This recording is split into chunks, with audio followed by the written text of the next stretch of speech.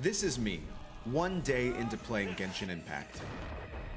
And this is me now, 1 week after starting Genshin Impact.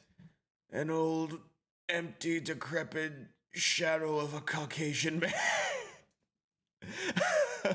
Wait, I can't tell if I look more like Trump or Biden. We put a lot of primo gems toward this campaign. We don't want any of the far left hilichurls infiltrating our towns and cities. We're gonna build a wall of statues of 7 and we're gonna make them pay for it. The best way to earn primo gems is to get vaccinated from the coronavirus. It is imperative that the people of Mondstadt ice cream. Oh. Where am I?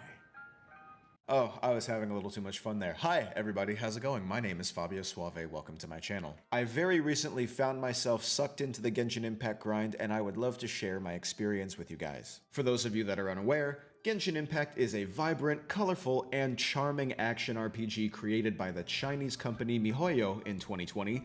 You play as a powerful entity who's had their powers stripped away by an even more powerful entity that takes your twin sibling away and casts you into an unknown world. This is when you and your trusty exposition fairy, that is so annoying it puts Navi to shame, are introduced to fan service Bunny Girl, who then brings you to her town and in the face of an impending crisis, temporarily inducts you into her adventurous guild to help fight a greater evil. You spend your time in the game traveling the land of Tevat, fighting enemies, partaking in quests, and investigating your twins' whereabouts. The main character's special ability allows them to utilize the elemental power native to each region, meaning you can change them from wind to earth to fire and so on, which not only changes your fighting moves but also how you interact with the world in different ways in order to solve puzzles and retrieve little doodads that slowly improve your game experience one way or another. Sounds fun, right?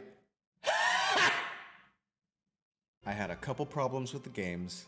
Nothing major. It's fucking rigged! Sorry.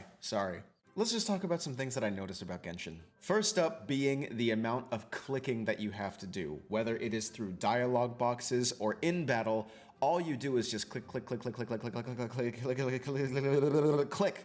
All the time, everywhere, clicking just on everything. Genshin Impact is too rich of a story. There is literally so much shit going on, and not all of it is always important. Whether it's part of the main story quest or even just a side quest or just an NPC that you just stop on the street, so much dialogue, so much world building. It is seriously too much. 90% of the time, I found myself not even enjoying any of the pretty Japanese voice acting. I was just clicking through the story because I wanted to play.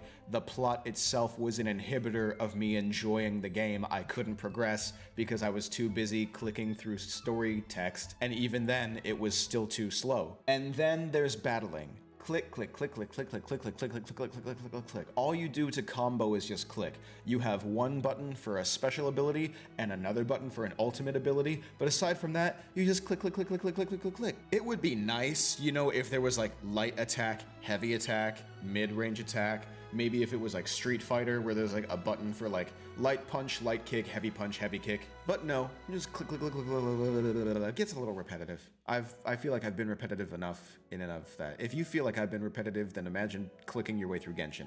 But even with the excessive dialogue, even when I did decide to just let things play on auto and just enjoy the ride, I felt like I was watching an anime. This game would be so much better if it was just an anime. I would be so much more invested if I was just watching this instead of having the opportunity to play it, because I want to play it, I want to move around and I want to be in the game and I want to earn things, but you're making me sit here and listen to stuff that does not, you know, affect the way that I do things in the game. The characters are just blah blah blah blah blah blah blah blah blah blah blah blah blah, all of this shit, and then what happens when the cutscene is over?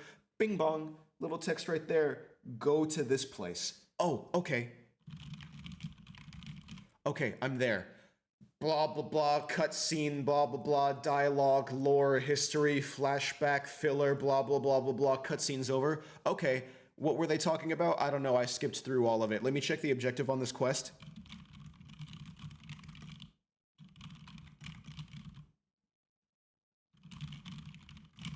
Oh, I have to go back to Mondstadt. Like, come on, just a little less, little bit less, please, little less. Focusing more on the gameplay itself, Genshin is like grind purgatory. This game really knows how to keep you at a challenging level. That's not a bad thing, but I literally never feel powerful. All of the enemies I face feel like a chore to click a million times through, and here's why. See, because Genshin Impact has this fun little thing called a world level that increases as you gain AR, which is adventure rank. But after you reach a certain adventure rank, your world level goes up, meaning that you start to earn more valuable items and drops from enemies, but it also means that those enemies are now more powerful. The only time I ever feel like I get work done is when friends of mine join my world and they are like adventure rank 50 and 60. It makes a world of difference.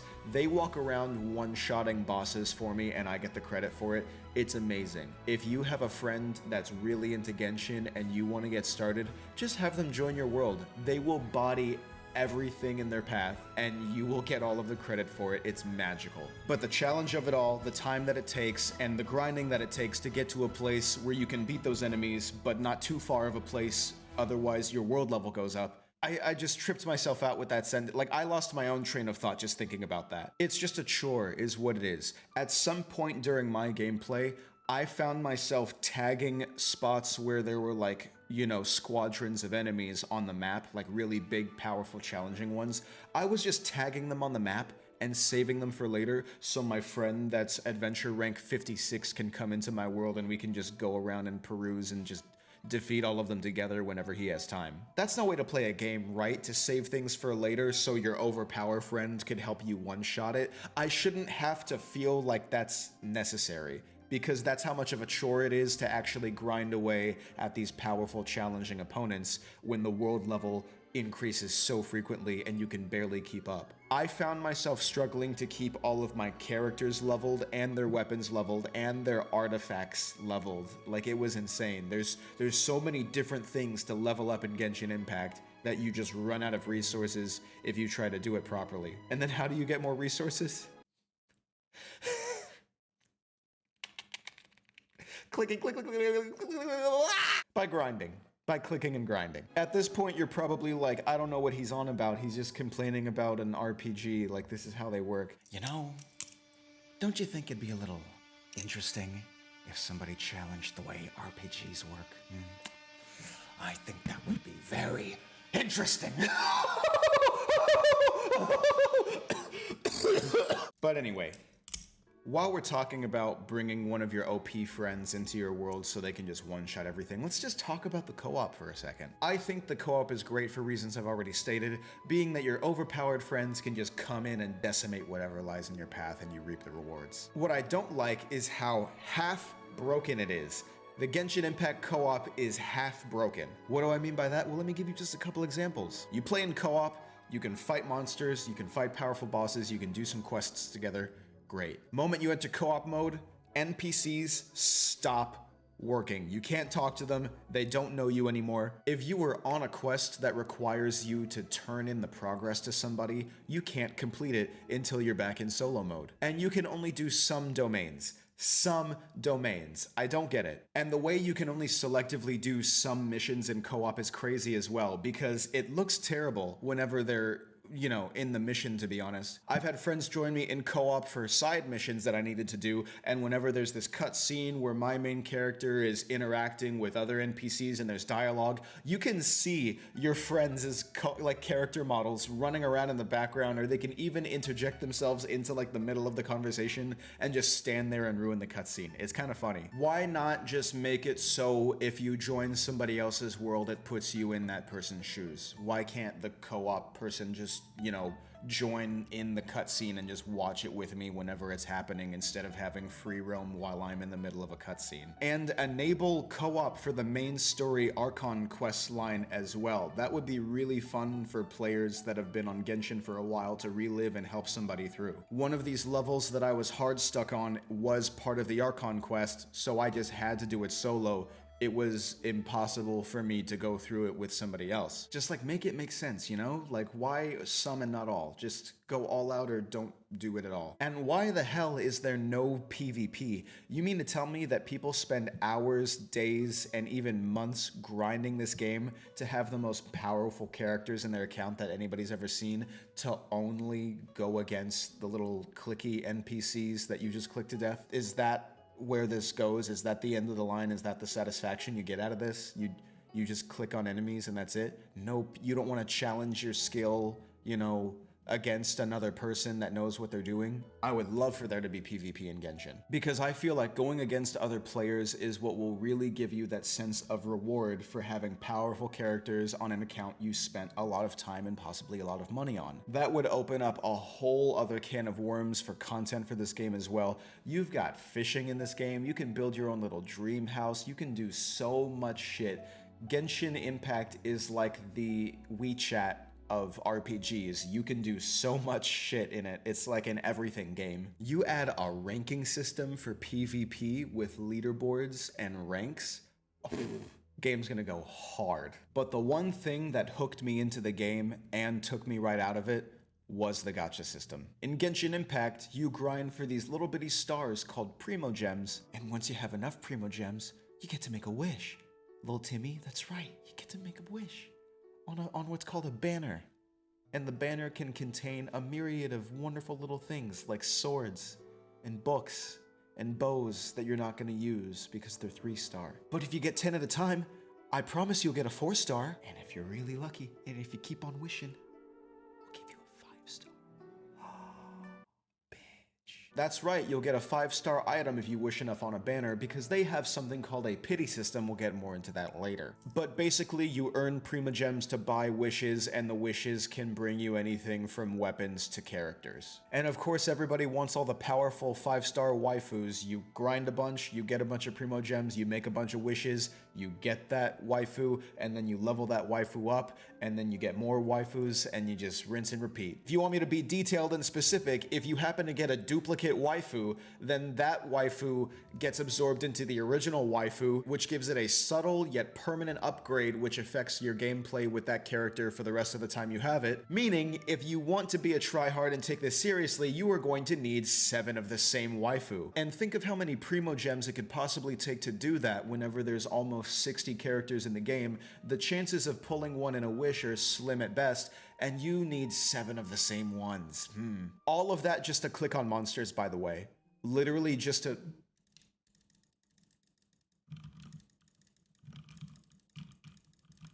Like that's what you're grinding for. But never mind that bullshit, because let's talk about the odds. The odds of pulling the 5-star character you want may be a little bit daunting, but the game has a pity system in place that makes things a little bit easier for you, and it also ensures that you're not exactly doing this for nothing. Basically, the way that the pity system works is that the more you don't get 5 stars, the likelier it is that you'll get 5 stars next time, up into the point where if you have made about 90 wishes, I believe it is, 90 wishes total, you will be guaranteed a 5-star. Now let's put into perspective what that could possibly mean. Whenever you open a chest in the world, or whenever you complete a domain, you can get like 2, 5, 10, for generous quests, 50 or 60 Primogems at a time.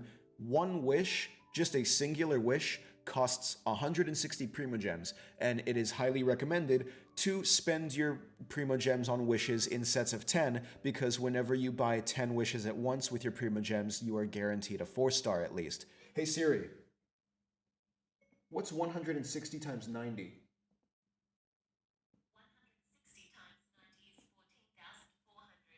14,400.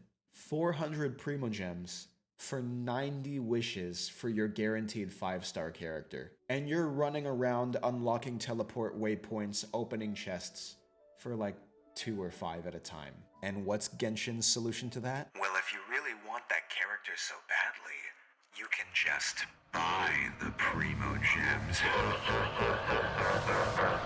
So no, yeah, to put things in comparison, you're basically running around this big world collecting $2, $5, $10, all to pay for something that costs $1,600, just for a chance to get what you're asking for. Now, me personally, when I was streaming this game, I was told by my viewers that have more experience in the game than I do that I actually have very good luck. I ended up packing a 5-star character on my very first pull. I managed to get Chi-Chi out of the beginner's banner that's supposed to give you Noelle. But when I first started the game with the promotions going on at the time, I saw the banner for Yoimiya, I looked up her playstyle, I saw some pretty positive videos on how she can be used, and I'm like, I want Yoimiya to be in my team for late game. So I worked hard, and I grinded, and I clicked all over the fucking place for a grand total of like 90 hours streamed. 90 hours streamed. Let's say that I was actually playing Genshin for maybe like 80 of those hours, because I took lunch breaks and I took time to play other games like Valorant,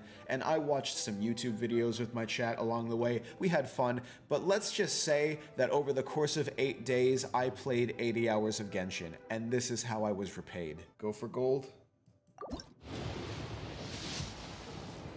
And it's gold. Oh god, please don't be someone other than Yoimiya. Please do not be someone other than Yoimiya.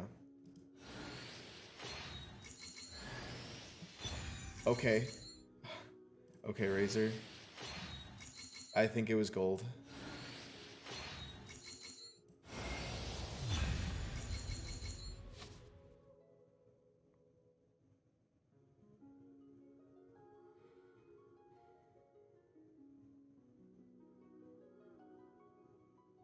Yep. After about 60 wishes, I got a 5-star that was not Yoimiya. And I was distraught. Those of you who play Genshin understand, but those of you who don't, I would like to explain something to you. So remember that talk we had earlier about the scarcity of gems, how you only usually find 2 or 5 around the world at a time, and it costs 1,600 for a 10-pack of wishes to even get guaranteed just a 4-star, and how the pity system allows you to wish on something up to 90 times before it has to throw you the 5-star your way? Even when you get to that 90 wish pity, there is still a 50% chance the game gives you any other 5-star than the one that is featured in the banner. You have a 50% chance to get the one featured on the banner, and you have a 50% chance to get anyone else. And I died inside when I saw this fucking furry pop up on my screen. I wanted the fireworks girl. I worked for the fireworks girl. Everybody in my chat was hyping me up about getting the fireworks girl. I lost the 50-50. And I got the furry boy. I have never had a game slap me in the face like that. And here's the fucked up part. Here's the really fucked up part. This is the reason why I probably won't be returning to Genshin again. It's because I contemplated putting money into the game. That traumatic experience had me thinking, if I just pay $50, that'll get me enough Primo Gems for 20 wishes just right then and there. I can still, if I don't sleep, I can grind enough to work that pity back up to 60 or 70 to maybe get Yoimiya before the next 48 hours. No. Oh my god. This game is evil. It wants your money. It is designed to do that to you, and I refuse to partake in it. How are you going to have a character featured on a banner and not give the people that character? But God forbid I want Yoimiya because that's the advertised character that's on the banner, and I get this fucking thing. I don't think there's much else that can be said without me repeating myself, so we're just gonna leave it at that. I'm just worked up about it all over again. And that's pretty much all I have to say about Genshin Impact. It was fun while it lasted, but it really disappointed me with the odds and the gameplay and the co-op. It just feels like it could be so much more, but at the same time, it was still pretty alright, I guess. And at times, this RPG is so cookie cutter, it basically feels like the free-to-play video from Geltoid Media. Have you guys ever seen Free-to-Play by Geltoid Media? I highly recommend giving it a watch. It's only like 3 minutes. It's an animated parody of every RPG ever. It predates Genshin Impact by years, and it got it right on the fucking nose to a T. I'm not even joking, you have to go watch it. The quintessential question, Fabio, will you ever be playing Genshin Impact again? I don't want to. Listen, I'll tell you, I've uninstalled already.